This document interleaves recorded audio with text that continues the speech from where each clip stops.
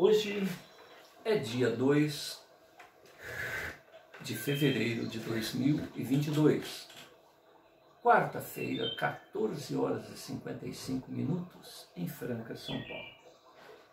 Nós estamos realizando o culto cristão no lar e para isso optamos pela leitura desta obra, A Morte e o Seu Mistério.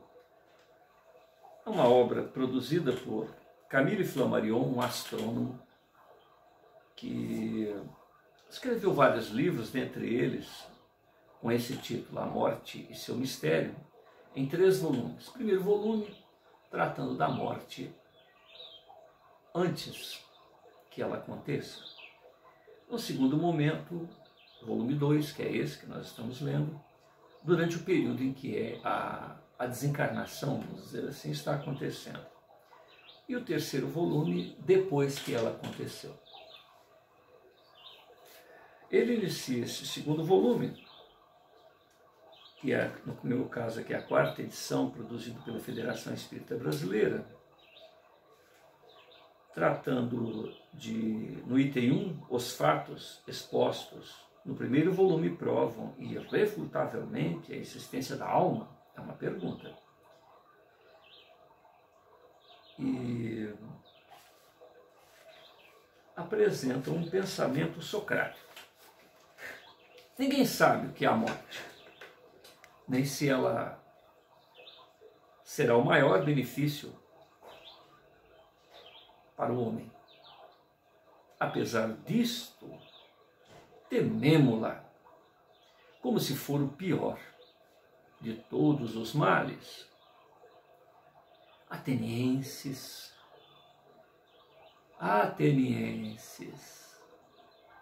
acabais de me condenar a este momento fatídico, a morte. Ocorre que a voz divina, que nunca me deixou de fazer-me ouvir durante todo o percurso de minha vida, curiosamente se mantém silente a respeito desse momento. Então, não me defendi. Não me defendi das vossas acusações. E acredito que este silêncio seja porque aquilo que se sucede é um bem. Vou sofrer a sorte que vós me condenastes, ó atenienses. Mas a iniquidade, a infâmia, para sempre ficarão amarradas à memória de meus juízes. Submeto-me, portanto, à minha condenação e os meus juízes submetam-se à própria condenação. É deste modo que as coisas deviam passar-se. No meu entender, tudo acontece para o melhor. Quando a morte se aproxima do homem, o que nele existe de mortal desaparece, desagrega-se. Entretanto, aquilo que nele há, no homem, de imortal, de incorruptível,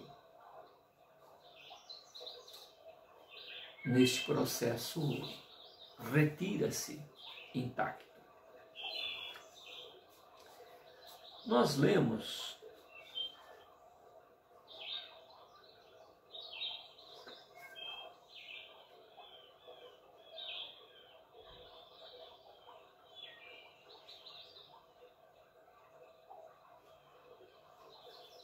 o livro até a página 14, onde ele justamente fala sobre o valor dos testemunhos. E continua. A objeção derivada da incerteza dos testemunhos humanos está, ao que me parece, inteiramente eliminada pelos raciocínios precedentes. Podemos e devemos admitir esse fato como reais, suficientemente verificados, irrecusáveis. Depois de havermos tomado em linha de conta todos os erros possíveis de qualquer natureza que sejam, não excetuando mesmo as fraudes, mais estudadas por mim do que por todos os dissidentes. Chegamos agora à discussão fundamental das hipóteses explicativas, a fim de esclarecer inteiramente a nossa convicção nas faculdades intrínsecas da alma e na sua existência independentemente do corpo. Esses fenômenos que nos antolham tão extraordinariamente ou tão extraordinários não poderiam ter uma causa física? Todas essas manifestações de forças estranhas, das quais muitas parecem atribuíveis a um espírito distinto de nosso organismo, ou muitas vezes mesmo a espíritos exteriores, não poderiam ter por origem nossos próprios cérebros? O homem conhece-se a si próprio? Não, o homem ignora-se. Ele nunca avaliou o reservatório de energias, de forças desconhecidas que possui seu ser. A biologia detém-se à superfície, nas manifestações aparentes, e os fisiologistas confessam que não analisam, senão incompletamente, certas peças de nossa máquina humana, sobretudo no que toca ao funcionamento dos centros nervosos. Quando recapitulamos diante de nossos olhos as descobertas devido ao gênio criador, a invenção do telescópio, a invenção do microscópio, os aparelhos acionados pelo vapor, as aplicações da eletricidade, a fotografia terrestre, a fotografia celeste, a análise espectral, a navegação aérea, o telégrafo elétrico, o telefone, o fonógrafo, o cinematógrafo, a telegrafia sem fios e outros tantos. Não podemos deixar de admirar a potência do espírito humano e de pensar que estas faculdades não foram ainda inteiramente exploradas. Muito recentemente ainda, em maio de 1920, ouvi ao detector de um posto receptor de telegrafia sem fios, no meu observatório em Juvisy, os estalidos secos sucessivos, rápidos, produzidos pelas descargas elétricas de uma tempestade longínqua. De repente, deliciosa melodia substituiu estes sons monótonos. Primeiro foi uma sonata executada ao piano. Depois, toda uma orquestra que encantou o meu ouvido. Ninguém tocava na vizinhança, qualquer instrumento. Era um concerto celeste evocando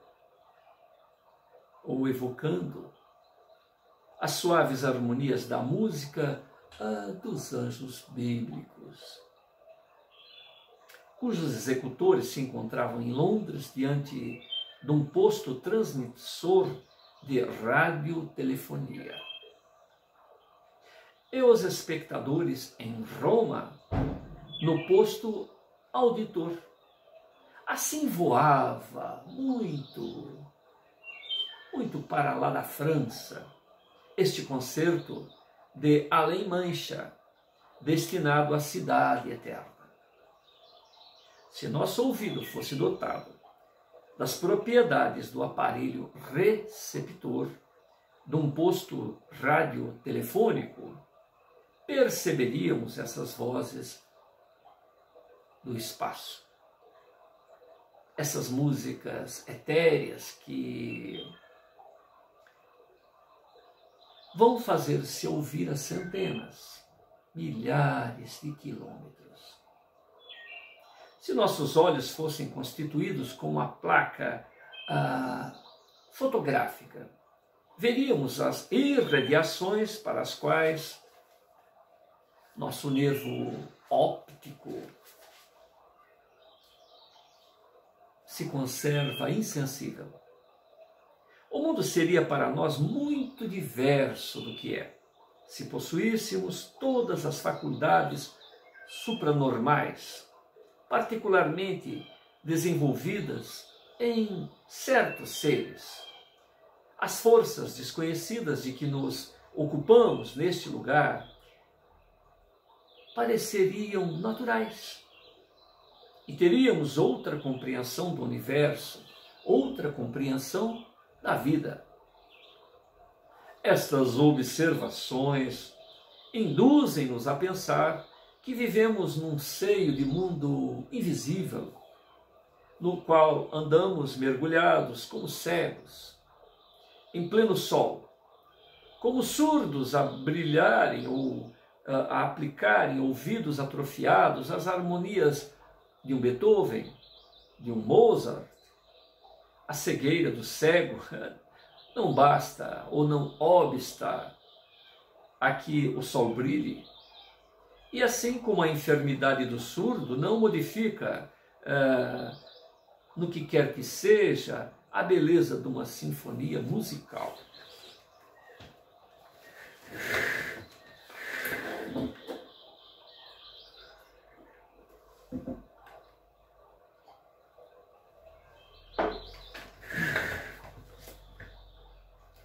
Desde que verificamos todos esses progressos da ciência, não poderíamos impedir-nos de vê-los continuar de futuro. Se está provado, por exemplo, que um moribundo nos Estados Unidos, na China, anuncia sua morte a um amigo que vive na França ou na Inglaterra, e que um morto vem relatar-nos em que condições faleceu, como havemos de recusar-nos a pensar na evolução gradual dos conhecimentos humanos e de perguntarmos a nós mesmos até onde chegarão no porvir as conquistas mentais dos habitantes da Terra. Até que ponto irá o homem no seu progresso? Não se conseguiu já não só falar à distância, mas ainda escrever, desenhar, telegrafar um retrato. Quando eu publiquei o meu livro, O Fim do Mundo, 1898, alguns críticos ignorantes, desconhecedores dos meus estudos, classificaram de puramente imaginárias as figuras das páginas 273, 307, 367, que representam a primeira, um habitante de Paris, vendo do seu leito uma baiadeira dançando em Ceilão, num cinema improvisado. A segunda foto, uma aparição devido à transição de ondas elétricas. A terceira foto, Omegar, chegando perto de Eva, que o progresso foi realizado gradualmente, como foram também realizadas as aeronaves da primeira página. Tudo acontece. Ante esta polêmica do espírito humano, seria lícito sustentar que os fatos transcendentes que constituem o objeto de nossos estudos metafísicos podem ser devidos, em parte, à faculdade cerebral ainda ignoradas. Examinamos esta objeção de perto e sem qualquer ideia preconcebida.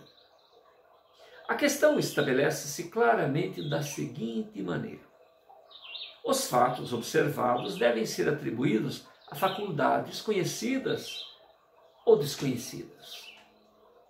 De um aparelho cerebral tão poderoso como se imagina. Analisemos, dissequemos um dos exemplos apresentados no primeiro volume desta obra, ou seja, no tomo 1, e esse é o tomo 2. O caso da página 355 da obra anterior.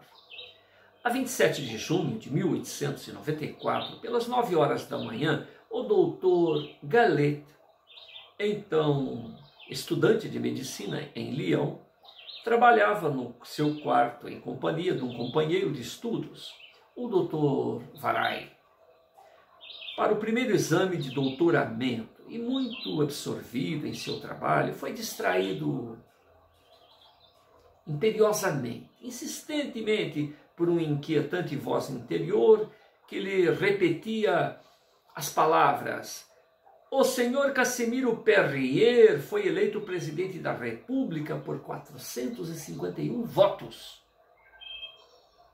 O estudante escreve a frase no papel, que passa ao companheiro, lamentando-se de sua obsessão. Varay lê, encolhe os ombros ante a insistência do amigo, que acredita numa premonição real, e pede-se muito asperamente que o deixe estudar em paz.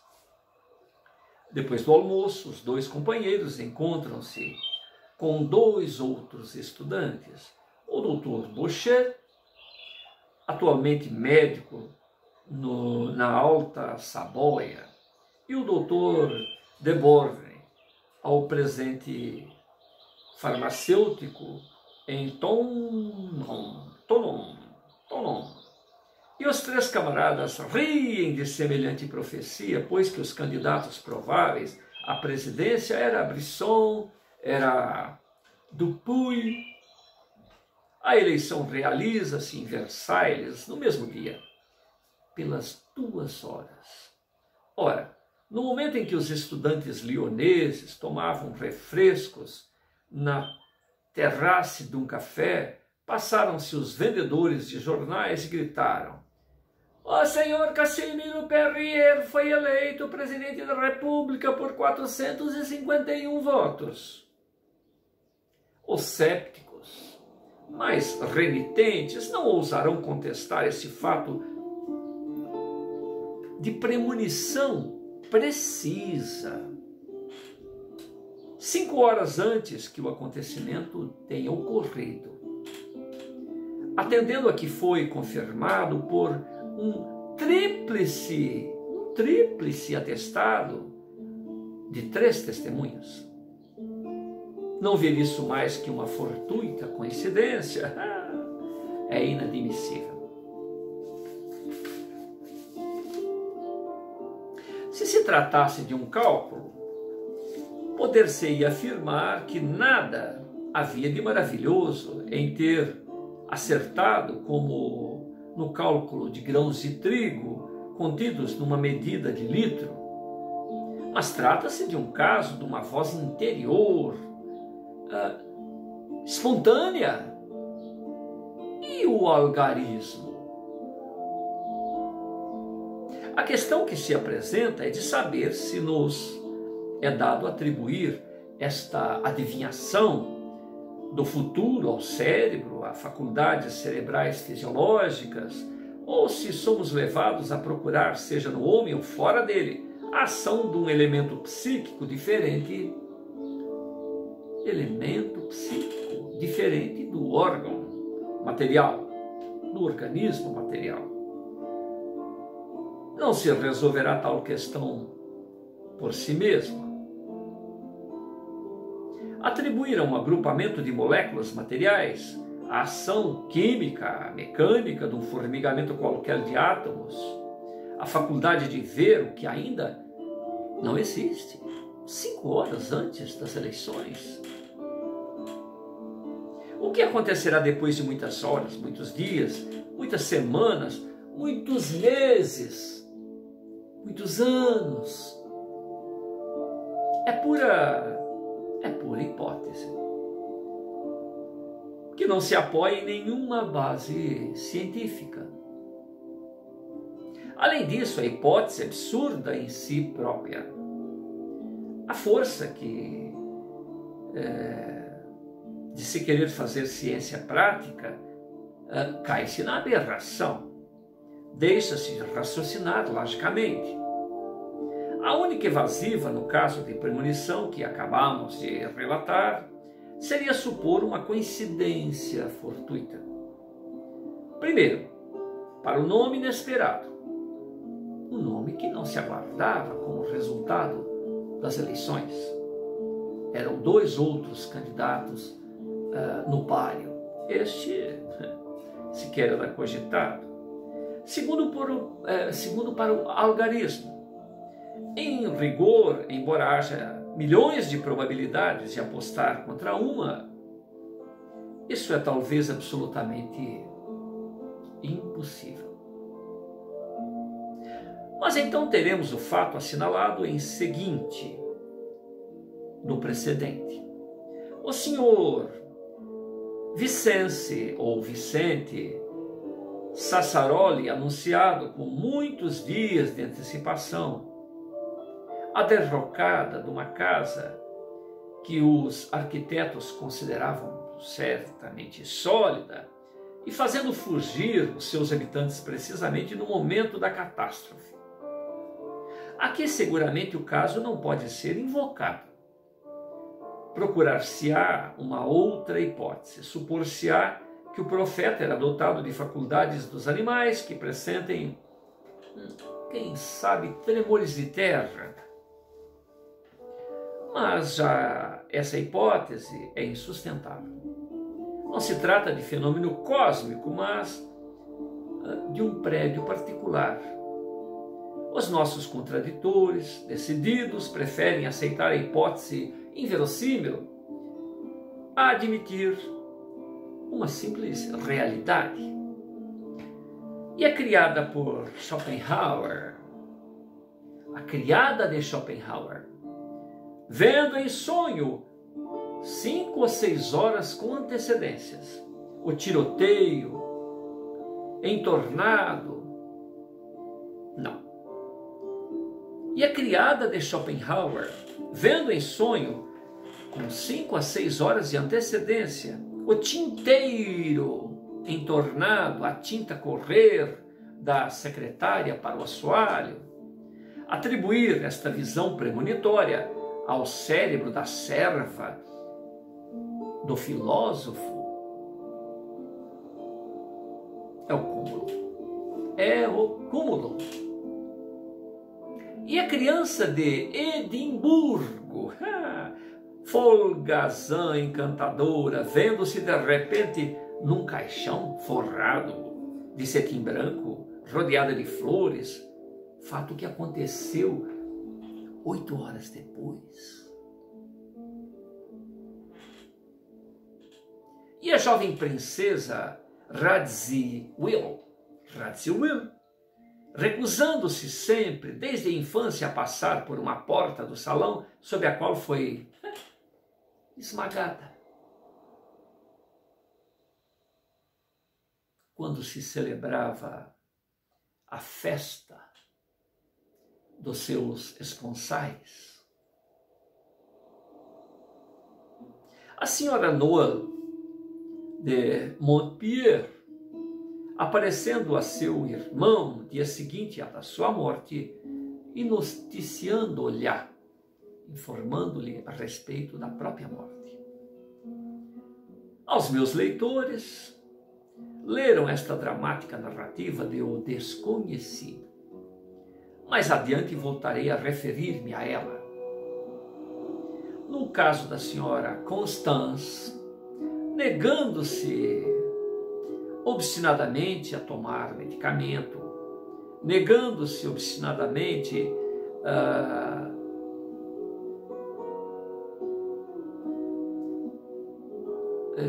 o remédio que a teria vitimizado. Em que poderíamos imaginar uma adivinhação misteriosa de um organismo? Sentimos que há também uma causa subliminal. Sem outras observações do mesmo gênero. Os pressentimentos são por vezes de tal precisão que certos psicólogos pensam que a alma humana, reduzida às únicas forças, não é capaz de senti-los e que se torna necessário associar-lhes a intervenção de um espírito exterior a ela própria. Estes analistas levam as consequências espiritualistas mais longe do que eu teria feito até aqui. Que nisso o cérebro entre um jogo, muito bem, mas ele não é mais do que um instrumento. A locomotiva não se moveria sem um maquinista. O aparelho elétrico não é telegrafista.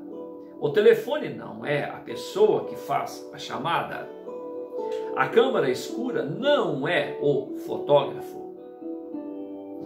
Há ainda um outro aspecto do homem de que não falei até agora e sobre o qual nada tenho a dizer aqui. O caráter moral. Como é que combinações de moléculas químicas poderiam produzir a bondade, a devoção, produzir o amor do bem, o amor do melhor a ser feito, a renúncia pessoal a favor de outrem ou de uma coletividade, a honestidade, a probidade, a virtude, o sentimento de sacrifício, o espírito de justiça, a paixão pela verdade e todas as faculdades espirituais que constituem o domínio moral da humanidade. As faculdades da alma são tão diferentes quanto os indivíduos, mas existe uma semelhança comum entre todas as almas: a consciência para condenar o mal e louvar o bem. E nisso há um acordo universal. A consciência para condenar o mal e exaltar, louvar o bem. Além do lado espírito da alma, há também o lado moral, que constitui o próprio fundo da psique humana. Como ver nisto a função de matéria cerebral? Não, o homem não é apenas o organismo físico que os fisiologistas têm explicado até o presente. É mais complexo. Que será ele na sua totalidade? E que nestes estudos pretenda apurar. Todavia, certas personalidades supostamente científicas não querem largar a presa. Não acreditam sob nenhum pretexto em nossas conclusões, por mais lógicas que sejam, por mais lógicas que se apresentem.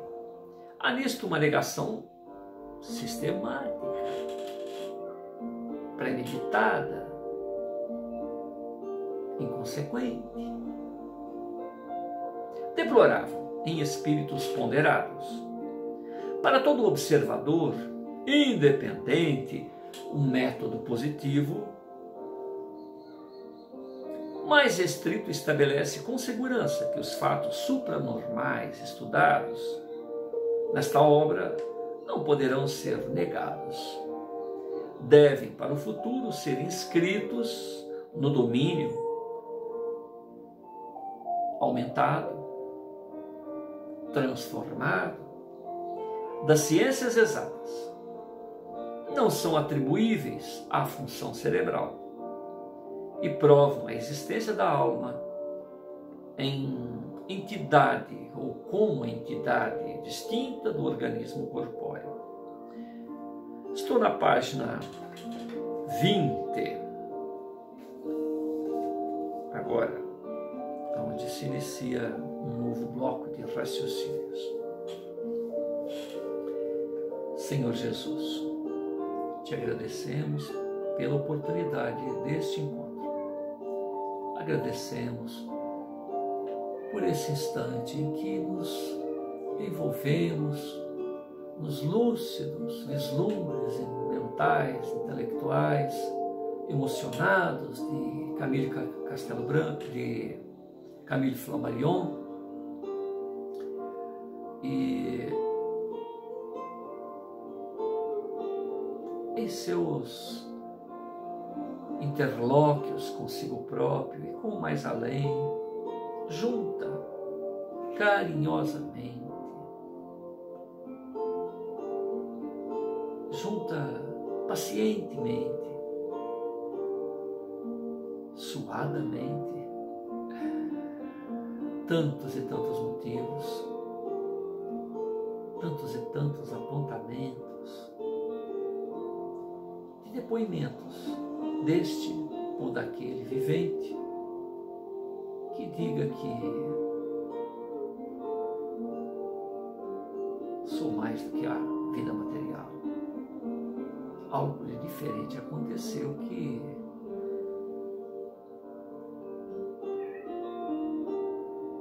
a construção fisiológica ou o funcionamento destes mesmos órgãos não seria capaz de elucubrar por si próprio. Então, Senhor, louvado seja o esforço de Camille Flammarion, louvado seja o esforço de tantos outros companheiros de ciência que despem-se do próprio orgulho, servindo muitas das vezes de chacota, de zombaria, de outros pseudo-intelectuais, de outros hipócritas, presos a sistemas que lhe oferecem um instante de glória, um instante de fama fugaz, não vendo além da poeira que passa por seus olhos. Esforçaste, Jesus, esforçaste tanto para nos fazer perceber a grandeza que nos está reservada, para nos fazer perceber que somos teus irmãos, deuses em potencial, podendo fazer o que fizeste, repetindo e muito mais, se o quisermos, porque sem o livre-arbítrio, sem o interesse pela compreensão desses potenciais, certamente ficaremos na admiração, na inveja, no pasmar, inúteis, inconsequentes, perniciosos ao próprio progresso.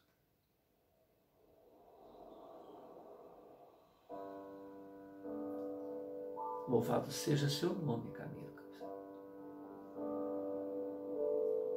Flamarion. Louvado seja o nome de Jesus.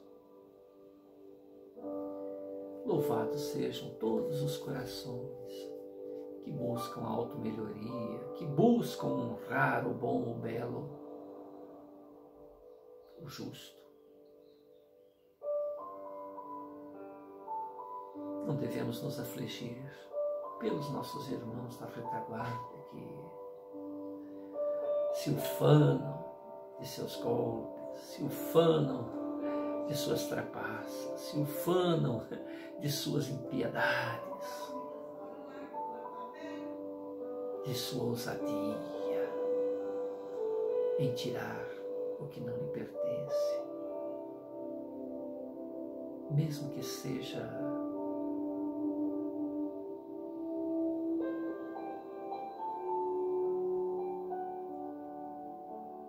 um desagravo.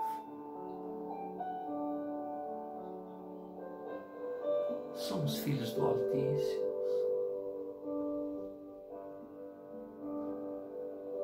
Co-criadores, a princípio, para a nossa própria experiência. Consciente ou inconscientemente, somos co-criadores. E plantamos o nosso futuro imediato a cada decisão, a cada pensamento, a cada proceder.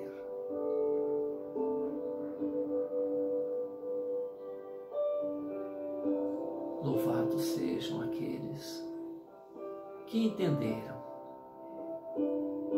que o Cristo, que o embaixador do Altíssimo, não veio à Terra senão pela nossa melhoria. Em nada Ele deseja nos prejudicar, oferecendo-nos um método infalível para a paz, para a segurança, para as produções ad eterno. Amar, amar-se tal qual é, aceitar-se tal qual construiu para si próprio. E diante desta consciência, desta realidade encontrada, sincera, transparente,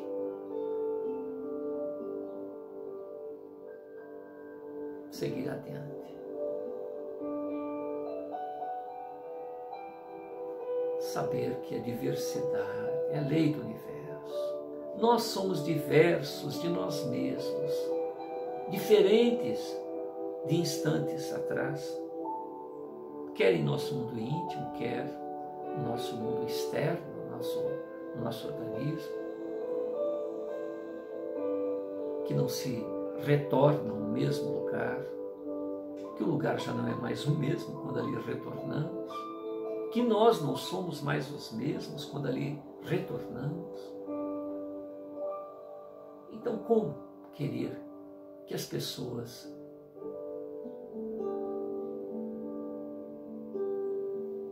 sejam da maneira com que nós imaginamos que deveriam ser, sendo que nós próprios não somos aquilo que imaginamos? A vida nos traz a realidade, quando muitas das vezes estamos apenas iludidos com as nossas perspectivas. E quer aceitemos ou não, a realidade invade a cada um de nós, a cada instante, e nos muda.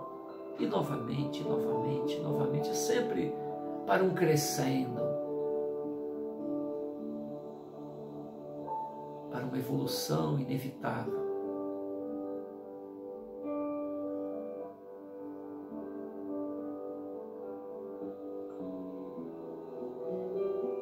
Pontilhamos esta obra com pequenas passagens,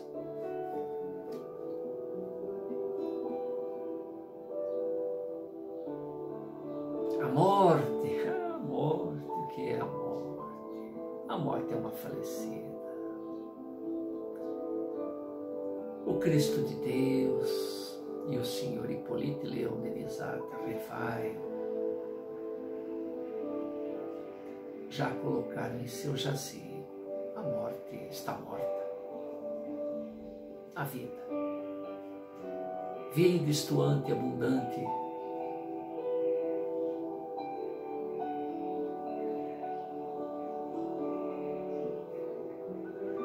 para todos, quer aceitemos ou não. Não há como se matar, como anular-se, deixar de existir. Há entraves ao acúmulo de embaraços cada vez que tentamos deixar de existir, mas deixar de existir. Lê do engano, apresente oportunidade de estar vivos, de estar acoplados à mente do Criador, ser a luz do Criador vívida em nosso mundo íntimo. Isso não há como ser deixado de lado.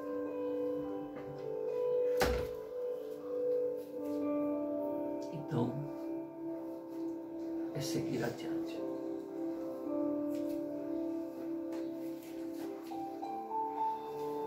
Muita paz a todos.